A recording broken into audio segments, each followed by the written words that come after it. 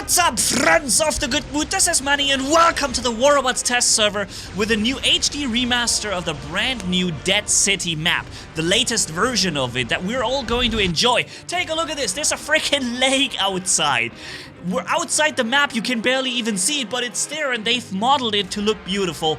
This is what's going to come into Polarbearz along with some other maps as well. So take a good gander at the beauty that the new upcoming Dead City version will be.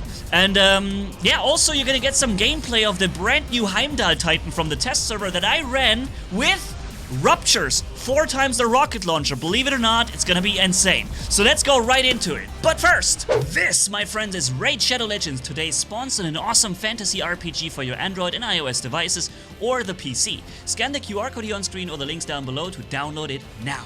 Today I want to give you my top 5 best champions that I have in my team, which I use to beat most of the dungeons and levels with. That would first be Celota here, an undead epic supporter who can shield my allies and heal them back up and stun and sleep the enemy.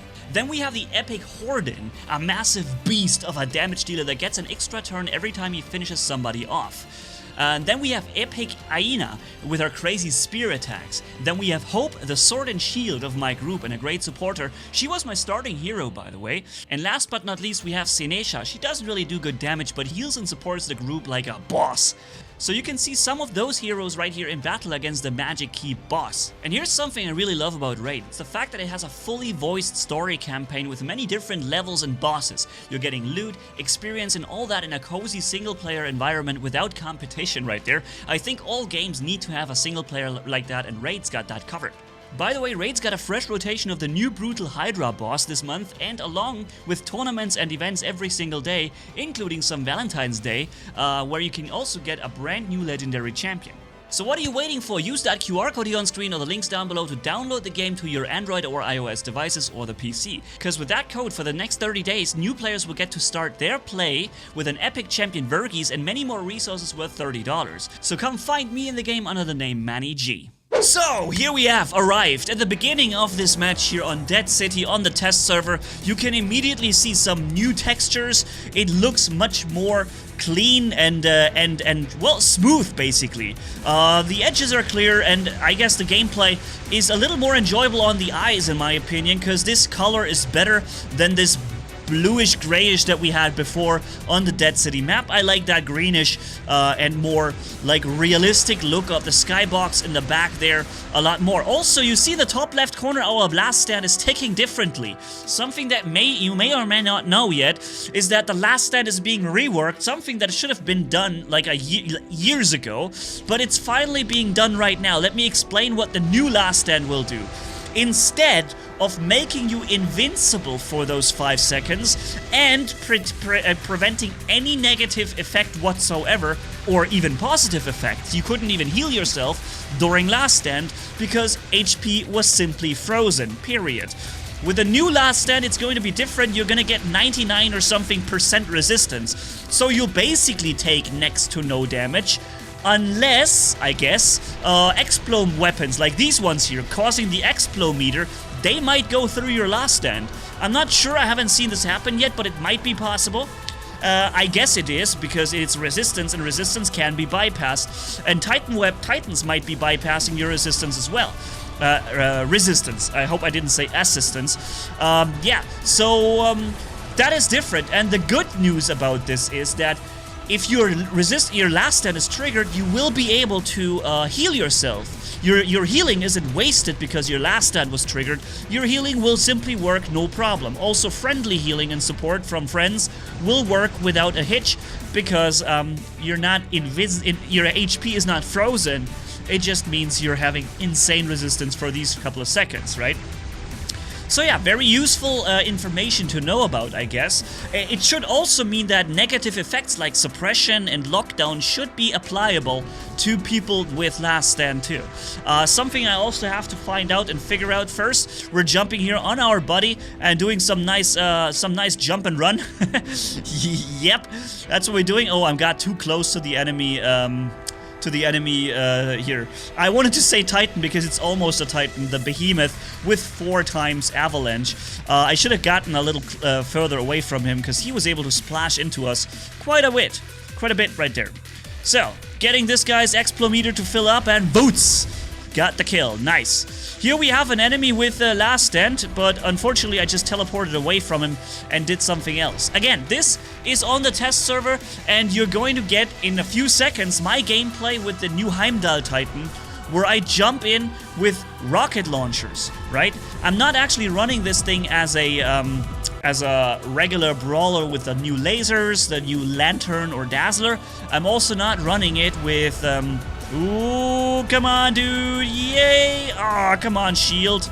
That shield prevented his death. Yeah, so you're not seeing the shotgun version or the cinder version that most people are running. I'm showing you something that you've probably not seen so far. The Heimdal with 4x Rupture rockets. And let me just tell you something that I was surprised to see, is how powerful the Ruptures can be for a certain amount of time. I'm saying this on top because the Ruptures can be horrendously bad too. By the way, look, the new Dazzler and Lantern is on us, and now we're losing our target lock. There it is. Targeting malfunction because he happened to be lasering us for a long time and therefore triggering the blind effect. But he's getting hit massively by, I think, the striker from the Sharenga. That striker Sharenga is just deleting that Ming in a couple of seconds. Unbelievable. But yeah, so let's get back here and kill that, whatever this is. Get killed in the process. Whoa, that striker Sharenga is a monster. And then we're gonna get destroyed ourselves. Here, to me it looks like I should be able to fire over this without getting hit back, but apparently I'm wrong. Now anyways, time to jump into the good Heimdal. And I'm looking for a good spot to deploy it. And it's what I want to show you is how quickly this thing can kill. It's really insane. The problem of these weapons is the insane time it takes to reload the weapons. That's the big problem. It takes forever to reload them. But let me just show you what an enemy Heimdall looks like after I hit him with those rockets, okay? He's going behind cover and he's going to feel safe behind that cover, but he is not safe. Remember, we have massive splash damage. So let me just unload those rockets real quick and look at his HP. Look at this. That's a Heimdall Titan that gets deleted in a matter of a few seconds. Now imagine you have two of those firing. There is no safety from this. You can't be safe because these massive rockets have big splash damage and they'll hit you really hard, right? And I was really surprised when I saw how insanely much damage I just did to the enemy Heimdall Titan. But by the way, I'm still not reloaded. Look, I haven't fired in 20 seconds except for one shot. And I have still only reloaded half of that. And this is really something where I must say, Pixonic, come in please and fix that. Because that's absolutely unusable. These weapons deserve their place in the game, and look how fast I unload them. Boom, that's it. That was like 20 seconds of reloading that went into nowhere. Well, that went into good damage, but then didn't do anything after that. Here, again, for like 8-9 seconds, not fired, and I recharged, what, 15% of the charge? We can do good damage with those weapons, but the reload makes them completely useless. So, Pixonic, in case you're seeing this, please consider giving those weapons a little look. Just take a look at them and take for your, decide for yourselves if those weapons even remotely perform as intended. Because to me, it looks like the weapon itself performs good, but the reload is completely off. If you take a look at the new Dazzler Lantern, how they perform, even the, what's it called, Bulava and Kisten, even these two weapons outperform those rockets by so far. And Bulava and Kisten are a fire and forget type of rocket that do not need line of sight. Normally they should be weaker than a direct fire weapon that's more like a brawling type of weapon, that like these rocket launchers. But it's not, right? And therefore, I'm pretty sure something went a little wrong here on the reload on these weapons. It's just that nobody really bothers with them or notices it because no one is really running these weapons.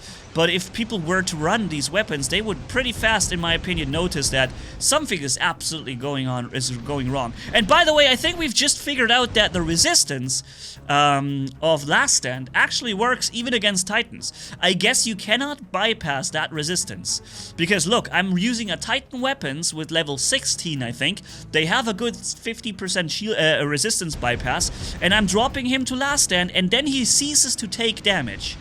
So even resistant breaking things do not seem to actually break resistance of the last stand. That must be a new type of resistance, one that we haven't yet seen so far.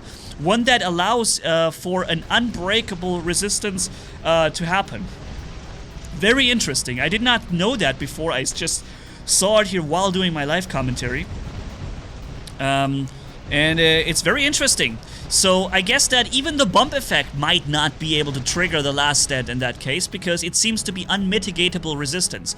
Less mitigatable even than Reflector, which is described as being impossible to mitigate, and yet somehow I think the bump effect meter still goes through, right?